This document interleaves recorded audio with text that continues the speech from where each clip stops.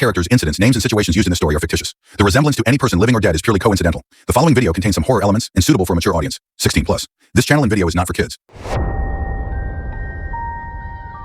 Hello friends, I am Arian and welcome to our channel Midnight Horror Stories, where you get to hear true and scary ghost stories. But before starting the story, all the friends who have come to this channel for the first time, please subscribe to the channel, and if you like the story, then definitely introduce yourself in the comment section. Then let's do not take much time and start our story quickly. A long time ago, when Barapur was a new village, there was the most beautiful and intelligent girl there, Chanda. Her large black eyes, long thick hair, and calm smile were the talk of the town. But Chanda wasn't just pretty. She was a keen knowledge of herbs and a practitioner of Tantra Mantra. His mother was also a physician and was adept in tantric disciplines. Chanda's mother had taught her, every herb has a poison, and every poison has a seed of life. But Chanda's heart was simple. She wanted to understand life, not destroy it.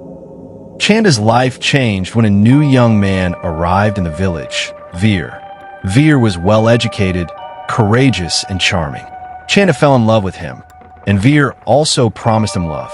They began to meet secretly among the hills under that old peepal, where people don't go anymore. But Chanda did not know that Veer had already betrothed someone else in the city. For him, donation was just a game. When Chanda learned the truth, it didn't break. It melted and then slowly turned to stone. She sat in the middle of the hill under the old peepal, tears in her eyes, books in her hands, and a question in her heart. What? When Chanda's mother fell ill, Chanda had to go deep into the spiritual practice of Tantra. But this time her purpose was different.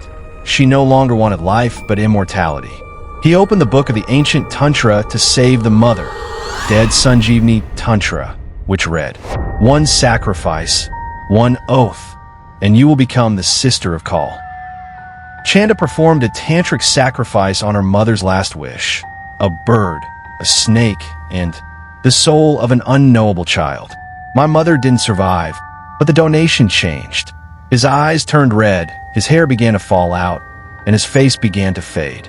She didn't cry, she didn't scream, she was just alone in the hill. Rumors began to circulate in the village. Chanda is no longer a human being. After some time, 2 children from the village disappeared. People thought that Chanda sacrificed them. But the truth was this: Chanda no longer sacrificed her own volition. Sacrifice had become his compulsion. Every year, he wanted an innocent soul to keep him alive. It was part of that tantric oath. And if the sacrifice had not been made, then his soul would burn itself.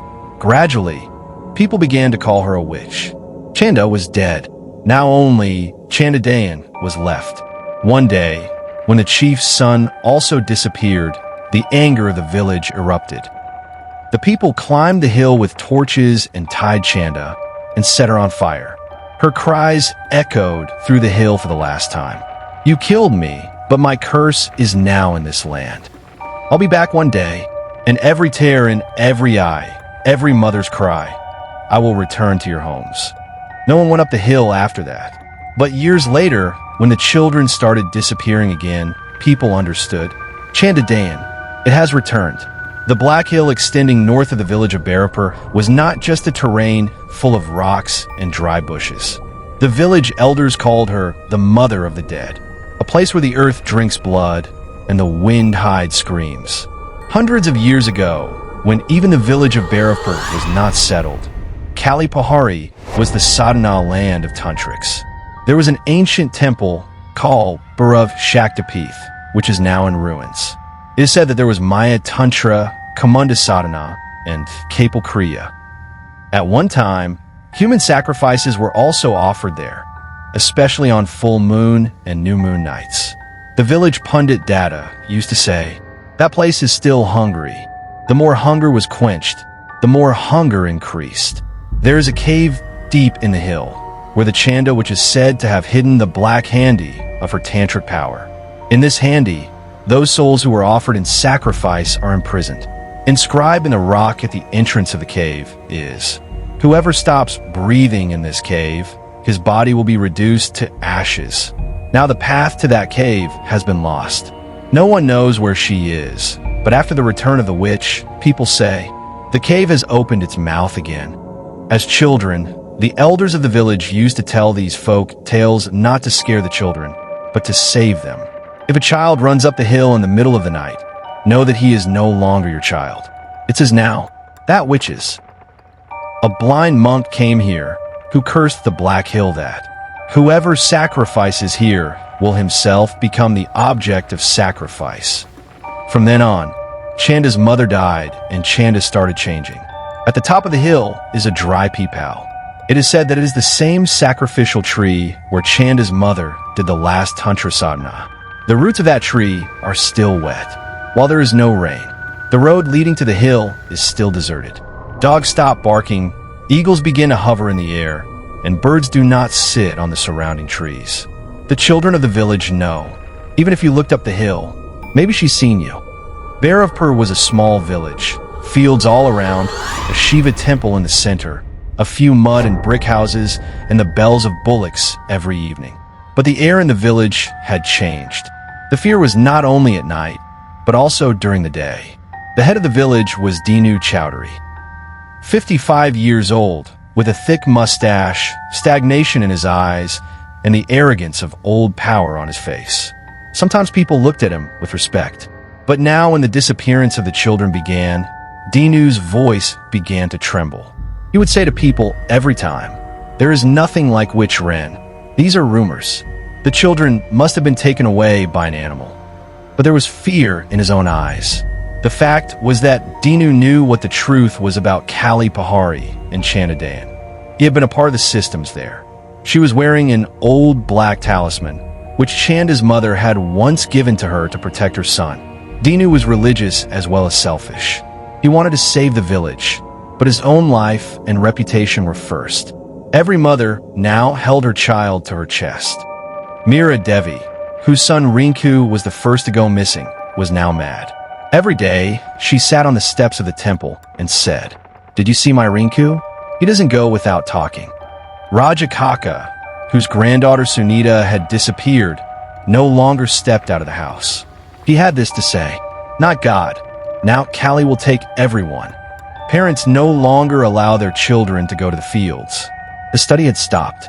Before dusk, they would close all the doors, as if darkness were not an animal, but a hungry soul. Everyone knew that the witch had returned. Everyone's at some point. I heard a strange laugh. I saw the frightened eyes of the cattle, or heard the screams of children in their sleep. Why didn't anyone talk? Because everyone was afraid that the witch would listen. The village had an old belief. If you say her name out loud, she will write your name in her black water. People would say in gestures, "Wow, the one who lives upstairs. The one whose tree doesn't move. The one who looks at the goat that feeds every day." The witch was not just a fear. She had become a living being that people began to believe in. Lemon pepper was now hung outside every house. They tied a black thread around the child's feet. If someone returned from outside, the lamp was first lit in the temple. When the sound of owls came at night, people would become silent. The village had given up. They were living every day, but as if a final count was going on. Every mother would think, "This time I don't have a number." Every father would think, "Will the son survive, or will the farm?" Every month before the night of the new moon, strange things began to happen in the village. The air became very cold and heavy, as if someone had held their breath. The eagles flew round and round over the village, and suddenly wept for no reason. The lamp of the temple would extinguish itself without wind. And the scariest of all, the cows and dogs staring in one direction. On the hillside, Rinku's mother had told that just before her son disappeared, there was a strange smell in the house, like the smell of rotten soil and burning oil. Sunita's grandmother had also felt the same smell. It's as if someone is standing beside you, but you can't see it. Rinku was the most cheerful boy in the village. He would go to the temple every morning to offer flowers and play the flute behind the cows every evening. But one day, he did not return home in the evening. He was last seen near the peepal tree behind the temple, standing alone, talking to someone, while there was no one there. The next morning, a small, clean white shirt was found, Rinkus, on the edge of the western pond of the village. The shirt was completely wet, but the pond was dry. Second child, Sunita, 9 years old. Sunita was a quiet and timid child, but the day before she disappeared, she began to behave strangely. She laughed in her sleep at night, like a witch. He made some black marks on the wall, which looked like a tantric instrument. And the most creepy, he asked his mother, "Mom, if I leave, will you come looking for me?" Sunita did not return to school the next day. His slippers were found near an old well outside the village. One of them had fallen inside, and the well itself had been dry for 20 years. Third child, Gopal, 6 years old. Gopal was the son of the poorest family in the village. On the night of his disappearance, there was a violent storm in the village. The windows were shaking, the trees were bending, and suddenly the electricity went off. When all was quiet, Gopal's mother saw that. The door was open. There were small footprints in the soil inside. Gopal's. But the marks were accompanied by large, upside-down claw marks like some nails, as if someone had dragged him away. Every time a child went missing, the village had nothing in common. There would be a tantric mark on the wall, automatically. The peepal tree would start swaying while the wind was not blowing. And one of the mothers would see a donation in a dream. "Your child has been chosen. Now the worship will begin." Some said they had seen children walking up the hill, but only at the gesture of an unseen hand. But no one said anything. Why? Because it was said, if you speak of witch hunting, you will be the next victim. She listens, she sees, he smells your fear. Now mothers are afraid to put their children to sleep at night. The children themselves sleep holding each other's hands. No one rings the temple bells anymore. The chief has banned people from leaving the village after 6 p.m. On the night when Chandadayan descends from the Black Hill, the wind stops, and silence comes to its knees. His face is as if it were a shadow of rotten beauty. Half-burnt skin, as if someone had thrown it alive into the fire. The cheekbones protruded, but a bad glimpse of the beauty left over them. His eyes, one red and one all black. Anyone who sees them, their dreams are lit up. His hair is so long and matted that it crawls on the ground. They are said to be alive like snakes. When she is angry, the hair moves, hisses. A child never came back with his hair tangled. Chanda, which doesn't move, flows, a little above the ground, floating in the air. His footprints are upside down, backwards. When she approaches, there is no sound of footsteps, just a rattling of glass. His laughter, there is no laughter, no screaming. She is a soft, throat-splitting, mingled voice of a mother and a monstrosity. There was a child in the village who went crazy just by listening to her laugh. Even now laughs every new moon sitting on the steps of the temple. His hands are long and black, like the branches of a dead tree. His nails are red, not black, as if dyed with the blood of every victim. When she touches someone, her skin feels burning, not cold. Chanda is no ordinary soul. She is an immortal demon bound by oath and tantra. Chanda Dion falls asleep. She dreams first, children playing, old swings, mother's lap.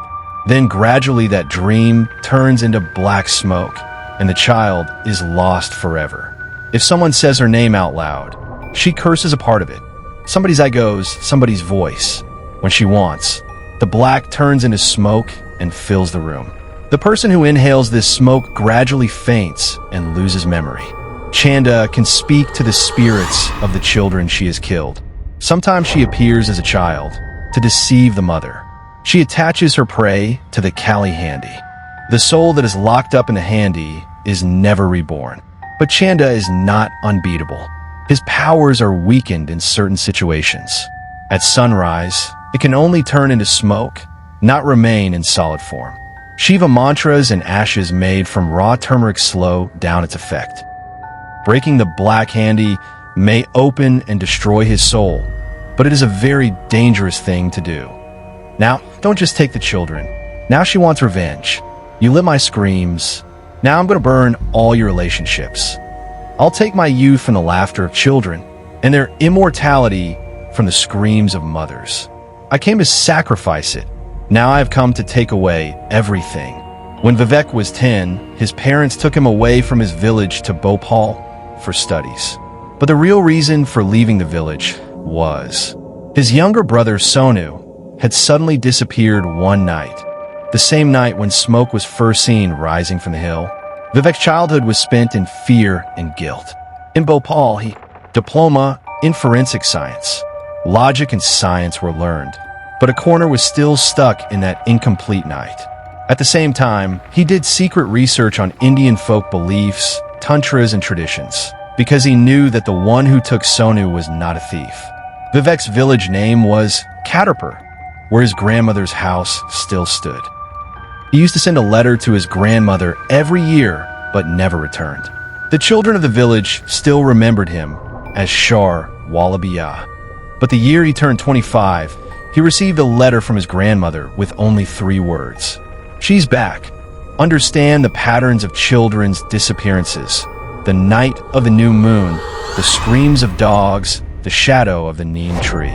She saw that the witch is bound not only by fear, but also by tantra and belief. From a monk, he came to know the secret of Kali Handi and the rituals of sacrifice. Learned that souls with incomplete sacrifices are the most vengeful. From the city he brought a protective garland made of Rudraksh. Ash prepared from turmeric and sandalwood. In an old copperplate diary given to him by his teacher, referring to an unknown cave. His first steps in the village fall at the same place where Sonu was lost. She meets her childhood friend Gauri, now a school teacher who has lost several children. The villagers are afraid of him and expect him, because the chief considers him a city child who will not understand black powers. 1. He will climb alone to the top of the hill, where there is still a cave from which smoke comes out. 2. He will find a tantric map hidden in an old diary that leads to Chanda's Handi. 3. He will try to win the trust of the villagers, perhaps by rescuing someone. I couldn't save Sonu, but now that another child is gone, I won't come back. Vivek finds a mention of a mysterious book in the old copperplate diary given to him by his Tantra guru, Atha Rakta Tantra Shastra, a book that was circulated only among sacrificial tantrics.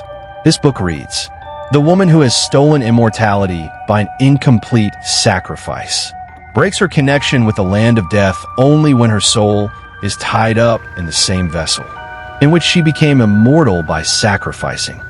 That is, 1. It is not enough to burn the body of a witch. 2.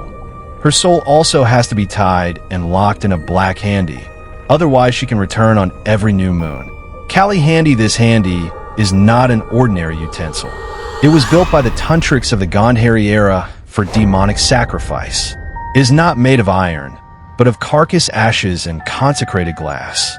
Once imprisoned in this handi, the soul can never get another body. There are 3 conditions associated with handi. 1. It can only be used on the day the first sacrifice was offered, the new moon. 2. Handi should be kept in the shade of the neem tree. 3. To draw the soul in, one needs the ashes of the sacrificer and a man with holy blood, that is, someone who is related by blood to a witch or whose blood is pure, like a conscience who has lost a brother. And the final mantra to bind the witch is Triloki Awakening Power, Amuktamanur Vanini, Abanda Sharira, Stable Bhava, Handagata Bhava. This mantra is not completely memorized by Vivek till the last moment, and he has to complete it by connecting it with the words engraved on the walls of the cave, bringing the witch to her place of sacrifice. That is, the cave where her soul is the most powerful. 1. The Kali Handi is kept in the shadow of neem. 2. Vivek drips his blood into the pot, which attracts the soul. 3. As the witch dies, her spirit rises, turning into smoke and spreading in the air. 4. That's when the mantra is spoken, and the soul is locked in a handi. 5. Final step. The handi has to be pressed between a 13 feet deep silver circle onto the ground. The night was like sitting under a black sheet. The moon disappeared. The stars were also hidden in fear. Only the flickering lights of fireflies, whatever it appears, just for a moment. A strange silence in the streets of the village, where even the wind stops and the dogs begin to cry. The windows of the old mansions keep clashing, as if someone is locked inside and wants to get out. Chains of doors dangling from the wind, sometimes making a sound like human laughter. The rustle of dry leaves, as if someone is dragging on. Early in the morning, the blood-soaked soil near the fields, and a child missing. Crows hanging upside down on neem trees, whose eyes are torn and ash comes out of their mouths. Sometimes handprints from fresh blood on the walls, which disappear in the morning. Children see a woman in their dreams at night, with matted hair, upturned eyes, and wearing a garland of stale flowers. She says, "Come on, there's something for you on the hill." And then suddenly they fall asleep, and their window is open with a tuft of hair. As soon as someone mentions the name of the witch, the light starts blinking, the radio goes on automatically. One night, the village temple suddenly turns red with blood, and the priest runs away to the forest, muttering something mad. A strange murmuring sound comes from the bucket of water, as if a woman is speaking in it. In the middle of the night comes a long, dragged cry from the forest. Man's, or maybe not. The little ones cry, say, "My sister came. She said, 'Mommy, she's sleeping, come with me.'" No one knows who that deity was. A fresh garland of lemons and peppers on every doorstep, changed every Tuesday. On the door and window frames is drawn an ash line from the ashes, so that the evil eye and the witch cannot enter. The women say, if the lemon is dry, then understand, she came at night. Every child has a black thread tied in their hands and feet, on which turmeric and rudraksh also hang. A vaccine of ash or mascara on the forehead of the newborn, so that the witch is not fascinated by her beauty. Some old women wear children's clothes upside down, so that the omens change. No one goes out of the village after the sun goes down, not even in the fields. The children are put to sleep before the sun sets, and the door is locked. The one who knocks on the door of the house twice in the night is not his. The village chief summons an outside tantric. He comes with a black cow, dressed in a red robe. The tantric throws the powder from neem, leaves into the air while reciting the mantra, and says, "This place is unclean right now. The sacrifice is incomplete. Here the phantom will awaken." Sometimes the women of the village fill copper pots with water and sprinkle them in the four corners, and in each corner they murmur something. Village key Raksham mantra. Elder says, the eyes of the witch are not straight. They look upside down. She can see the person from behind him. If you see a child on the street and he speaks without a voice, he is not a human being. The day the yellow flower falls under the neem, that day someone will go. People are afraid. They know something is wrong, but no one mentions the name of the witch, because they say, the one who took his name caught his eye. If a child dies in the village, people quietly leave his house with 4 leaves and some rice. No one even cries, lest his spirit return. 1. Due to fear of witches, people drink garlic and cow's milk. 2. Dead crows are burnt and their ashes are sprinkled in the corners of the house. 3. Every month, one of the wells in the village is closed because it shows someone's shadow. Vivek reaches the witch's original body in the hillside cave, something like a black statue covered with bones. He reverses the black handy as mentioned in the tantric book, stops the sacrifice, and burns it with a spell of fire. The witch screams terrifyingly, and the village winds are set on fire, but eventually consumed. The village looks normal again. Vivek defeats the witch, but in the end, it is revealed that the witch's soul has entered the body of conscience. Now, he leaves the village, but his eyes look pale for a moment. So, friends, this was our story today. How did you like the story? Please do tell me by commenting in the comment box. And also, those who haven't subscribed to the channel yet, please subscribe to the channel. Take care of yourself and your family. I will meet you soon with a new story. Thank you.